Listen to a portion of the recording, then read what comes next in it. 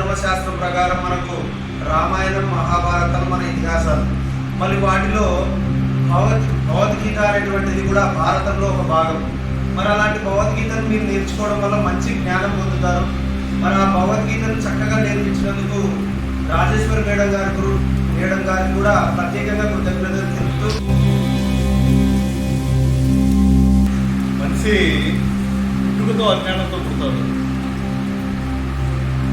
తర్వాత తల్లి, తండ్రి, గురువు ఆశీస్సులతో అంచెలంచెలుగా జ్ఞానాన్ని పొందుతాడని మనకి భగవద్గీత చెప్తుంది.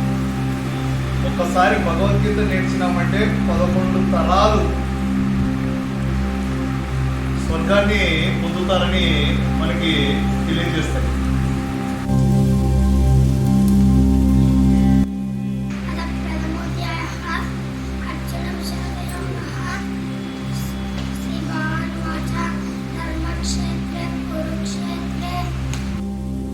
भगवद्गीता अथ प्रथमोऽध्यायः अर्जुन विषाद योगः।